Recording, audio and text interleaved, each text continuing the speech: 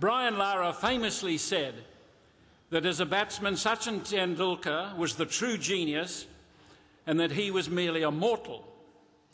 This is a characteristically generous compliment by Brian, but one that is refuted by many cricketers and critics the world over. For Brian Charles Lara, the incomparable left-hander from Santa Cruz in glorious Trinidad, is one of the game's immortals. Indeed, if we use the accepted rule to measure greatness, Brian sits at the right hand of Don Bradman, for no one since Bradman has amassed massive hundreds with such consistency. To sit alongside his remarkable undefeated 400, the highest individual score in 138 years of Test cricket, he has a triple century and 9 double hundreds, including the unforgettable 277 he amassed at this ground as a 23-year-old 22 years ago. And there is, of course, the matter, not a small matter either, of his unconquered 501 for Warwickshire against Durham at Birmingham in 1994, which included 62 fours and 10 sixes. Needless to say, this is the highest score in the history of the first-class game.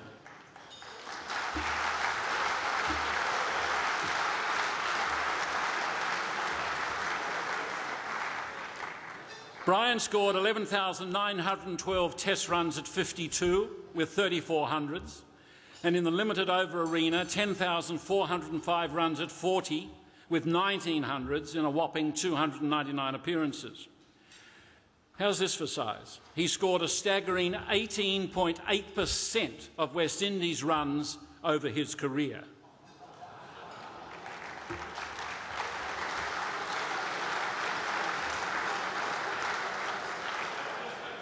Only Bradman and George Headley scored a greater percentage for their teams. But it would be wrong to get bogged down by statistics. For Brian was a batsman of poise and incredible beauty, instinctive and courageous against fast bowling, and daring and guileful against spinners. At his peak, he was majestic. As Tendulkar said of Brian, it was always a joy to watch him bat.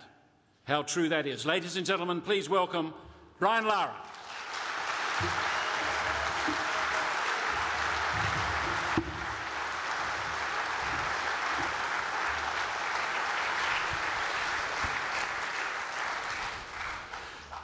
Excellent to see you. It's been a rather subduing day at the office for you, though, I would have thought. Till you woke it up. But yes. yeah, it was a very good performance by New Zealand. They're a good side, aren't they? A very good side. Very, very good side. What did you feel today without... I mean, I suppose you're nearly inured to it. It's been so frustrating. I don't want to get into the politics of Caribbean cricket, but it really is a frustration, isn't it?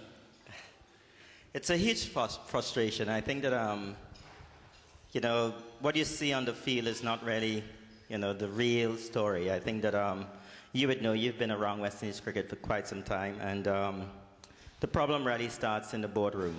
And we have zero infrastructure. We have nothing that's going for us in West Indies cricket. The sponsorship is pretty low. There's no monies to do anything. So sometimes you have to applaud the guys when you see them actually put up a good performance, because really and truly what you're seeing out in the middle is, you know, just a natural ability of players.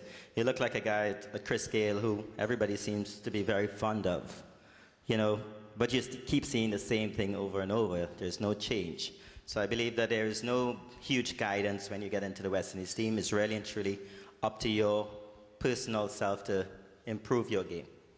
Let's not delve into so much let's go straight into the World Cup and just get that out of the way. Who do you think?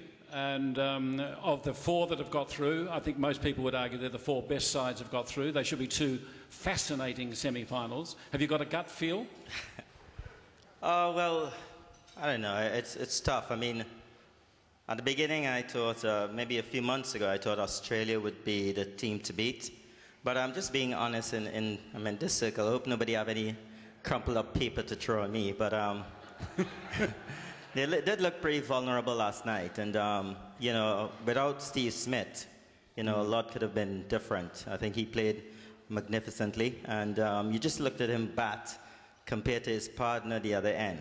You know, it looked like if they were batting two different pitches. So they showed some vulnerability. And, I mean, India is going to be a tough team, especially at the SCG.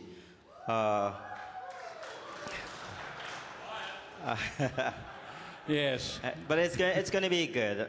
South Africa, I think the right teams are in the semifinals. I think it's going to be two big semifinals, and it's very, very hard to choose between those teams who can win. Well, I'm keen for you to look back, because those of us who saw the 277 will never forget it. It was your first Test 100, and you played with incredible beauty. I mean, no one would forget that innings. Yet despite that, all the innings that all the runs you've scored since that, where does that sit? Where does that 277 sit? Oh, very high. I mean, it was my first 100. Yeah. I met a young lady a few years later, and 9 months after that, we named our daughter Sydney. Yes. So, yeah, it was a special innings, and it being my first in it, my first. Gee, they're a tabloid lot. They're a tabloid lot, aren't they? I mean, this is a broadsheet man. What a tabloid lot.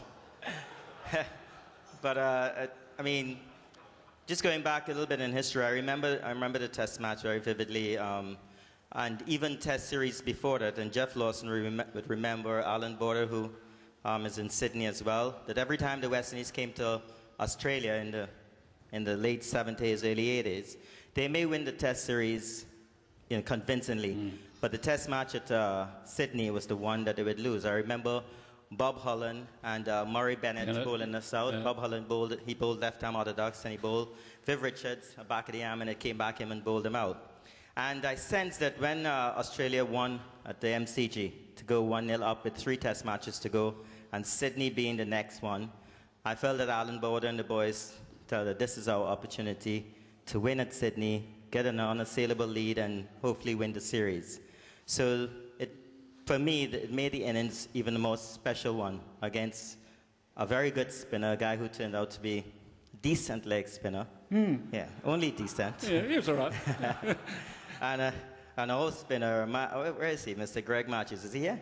No, he's not here tonight, I think. Oh, but yeah. So it was pretty much an innings that I enjoyed. Yeah. And I've got a vague recollection of one of your teammates castigating you for eating duck before that innings. I did eat duck before the innings. I also partied on New Year's Eve on a harbour bridge, and I was drunk for 5 days. Can you imagine you letting go a 22, 23-year-old on a harbour bridge on New Year's Eve? Jeez. I barely practiced on the first. Thank God Alan Boren won the toss, and they batted for the first 2 days. Got a little bit of time to recover, but you want me to give that story or not? Yeah, go. Oh, okay. No. Desmond Haynes was my roommate, and I never got a meal out of Desmond Haynes. And one day he said to me, young man, let's go for dinner. And that's after the first 2 days we were in the field. And I said, no problem, I'll go to dinner. Not knowing that an Australian family that he met many, many years ago was actually buying us dinner, not Desmond. And we got to that restaurant, and it was a Chinese restaurant, and I was just introduced to crispy duck and pancake in England a few months earlier. And the first thing I ordered as I looked at the menu was crispy duck and pancake. And Desmond, I can't do Barbadian accent very well, but he simply said to me, there was no duck on this table. No eating of duck before a Test match, especially as we're batting tomorrow. Well, I said to him, since you're not paying, can I ask my host? And they said, Brian, have whatever you want. And I ordered my duck, and Desmond turned his back to me. And I ate my duck. He totally ignored me.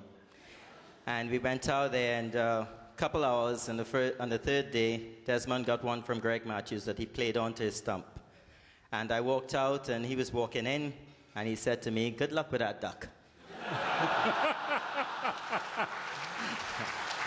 Well, Just to let you know, after that innings, we ate duck in Adelaide. We ate duck. We ate duck in Perth, but his form never improved. The most astonishing thing about the 400 was, of course, that you had to reclaim the record 10 years after you set it. The 375 in 93-4, and then, of course, Hayden very aggressively and abrasively scored 380 against Zimbabwe to take your honour away. I mean, did you seriously think when he got that 380 that you could actually reclaim that record? Did it run through your mind? Not really, but you got to understand that for 9 years that record was like the bane of my existence, because, or maybe the saving grace, because a lot of people sort of went after me during that period of time as the West Indies cricket spiraled downwards. A lot of blame came in my direction, so you know, it was nice to see sometimes double world record holder captain lost another test match, but at least it had double world record holder. But when he broke the record, I remembered I was in Jamaica playing a regional one-day tournament, and my lawyer called me. It must have been 8 o'clock English time, 3 o'clock, 2 o'clock in the morning in Jamaica, and he did all the homework. He got the number, and I had to call Mr. Hayden. And yeah, I spoke to him for a little bit, but he was maybe in a very joyous mood and very abrupt, and I said, okay, no problem. And, you know, it just happened. I mean, I think when you're breaking records, it's just destiny. It's nothing that you can really think about or want to do. I just think everything has to be so well planned. You have to have the ARG or the Antigua Recreations groundsman in your pocket. You need to tell them exactly what kind of pitch to prepare. The boundary's got to be like 55 yards, not too very far.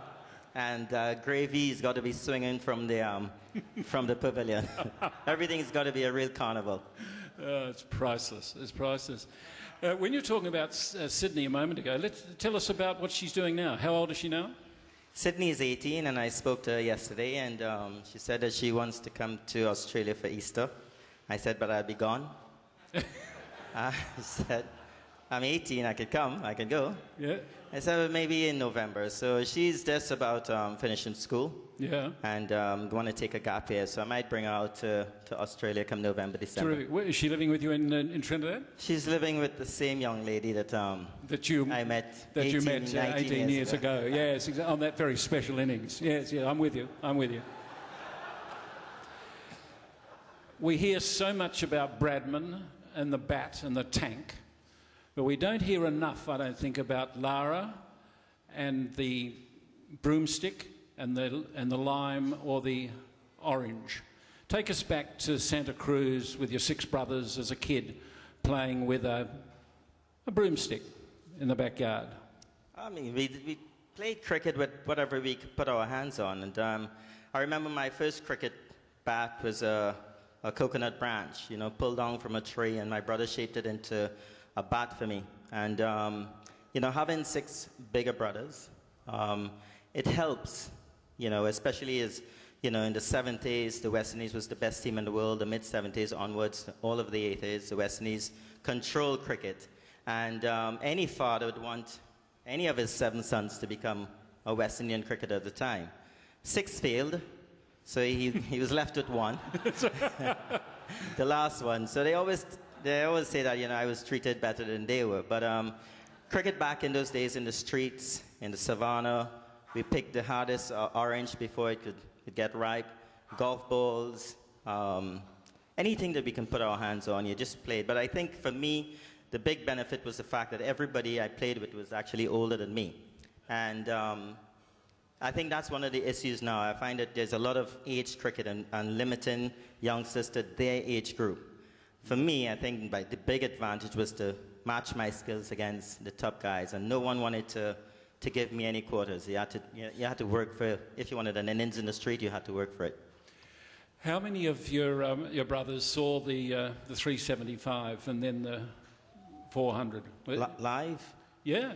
I don't think any. They were all back in Trinidad.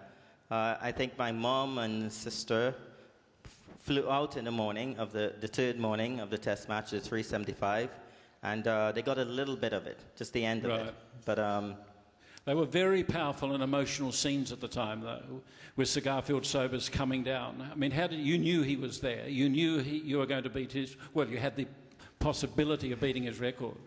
What did that feel like? That was actually a great feeling, and I'll go back to the 277 in Sydney.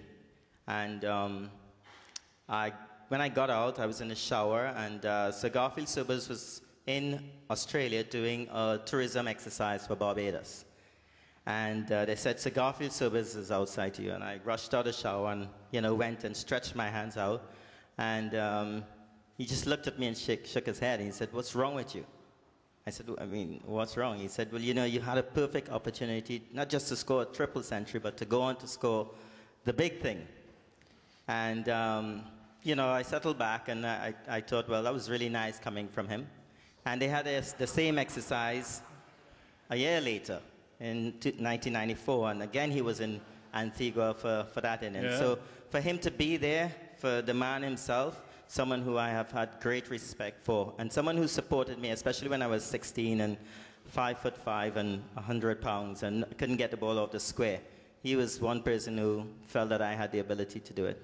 See, that's interesting, that throwaway line of yours, 5'5", and you couldn't hit it off the square. Think of Gavaskar, think of Border, think of Bradman, think of Harvey, Lara, Tendulkar. He was already playing Test cricket.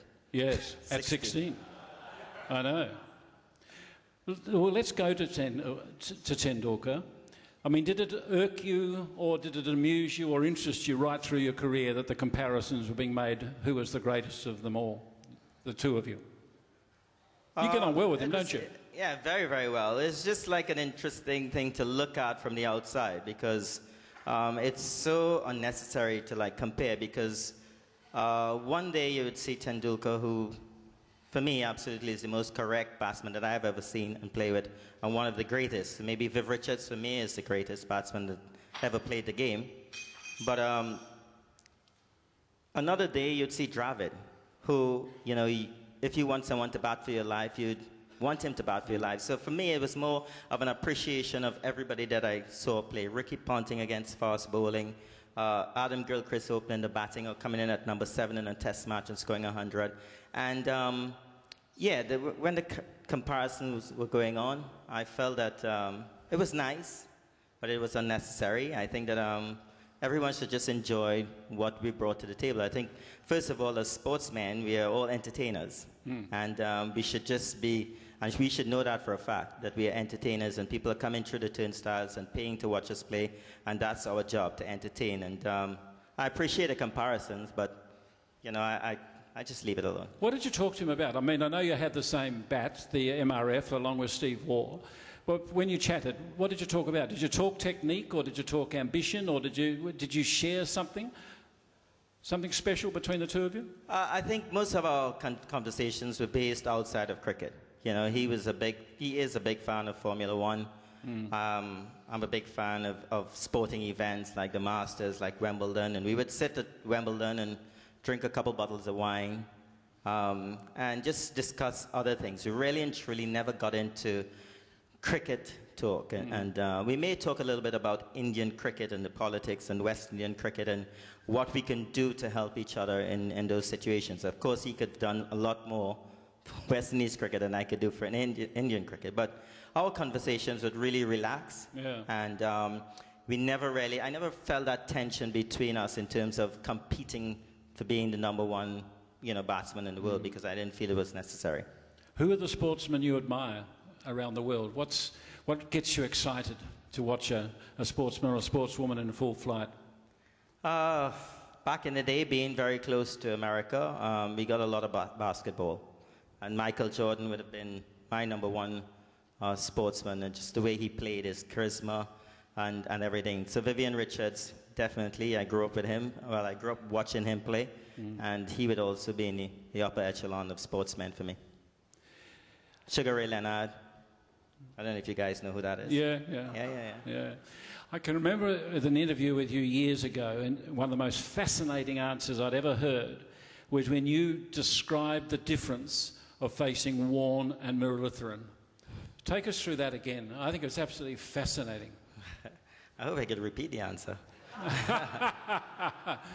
No, but what I believe that made Shane Warne the best spinner in the world at a time when there is somebody, when you look at the stats, may have better stats than him, was that I would go out to face Shane Warne, and from ball one, I would be hitting the ball off the middle of the bat. He never really gave me any great trouble. I knew his googly, I know his zoota, or whatever he called it, and his back of the hand stuff.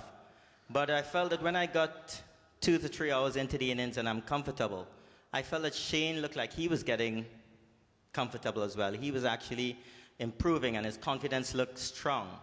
And he would produce something that was unplayable, or he's also getting wickets at the other end, remember that. The difference between him and Murali was that Murali confused me for the first half an hour. I had no idea where the ball was going. I would pull out my sweep and get it down to the backward square leg for one, spend some time up at the non-striker's end. But after half an hour, and I got to understand what was going with his fingers and what he was doing, he lost confidence.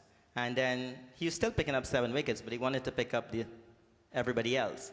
And that, for me, is the difference between Shane Warne and Murali, is the fact that Shane Warne was someone who was full of confidence, no matter who he bowled against. And he proved it with his performances over the years. I mean, I might have felt comfortable against him, but I know for sure Darryl Cullinan didn't. Yeah, it's fascinating. Just in closing, to go into your new life as a broadcaster. Oh, gosh. This is my first stint, okay? So I know some of you might be listening. Yeah, no, this is real pressure. Are you... And there's a young lady sitting here who knows more cricket than I do. And she's also in the studio. Are you enjoying it? I'm enjoying it, but as I said, it's a first experience for me. I never thought that I wanted to do it. I still don't believe that it's a career that I want to pursue. But who would give up an opportunity to have carnival in Trinidad while the World Cup is going on, play as much mass and carnival as you want, come out after carnival to Australia and spend some time in Sydney in the studio watching the World Cup and enjoying this great city? Who would refuse that? Exactly.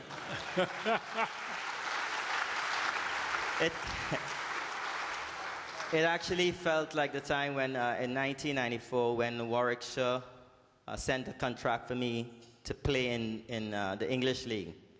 And the monies wasn't that much. But guess who was in Birmingham at the same time? My best friend, Dwight York. So I signed that contract immediately.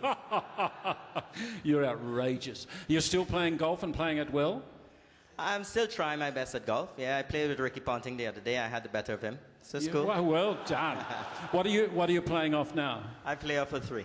Off 3? Yeah. And what's Ricky playing off? Scratch. And you did him? In a team game. I love it. I love it. Brian, it's fantastic to have you back in the country.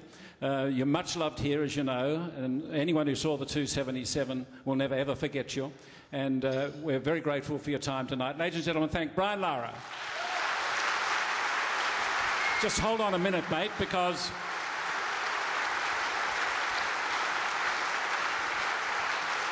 I think Patrick Gallagher... Patrick is here, the chairman of the publishers, Allen and Unwin, and we brought out a tremendous book this year from the Bradman Museum called The World of Cricket to celebrate the World Cup and the 25th anniversary of the museum. And Patrick is here, and I know he would like to present it to you. Mike is too modest to say that he is the editor of this wonderful book. We're very proud to be the publishers along with the Bradman Museum, and we hope very much that Brian would like this as a memento of this occasion and your time in Sydney.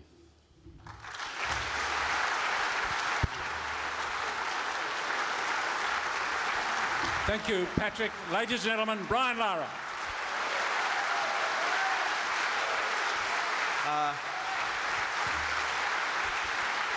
Before I depart, I just want to say to the LBW Trust, it's one of the frightening things to me, because every time I got hit in the pad, I think I got out. But to the people who are putting together this dinner, who's doing this wonderful job around the world, especially in disadvantaged countries, and making sport a tool for the betterment of people who can't afford it is something that's very, very special. And I want to wish you guys all the best with it. And everybody here, please dig deep and support. Thank you very much.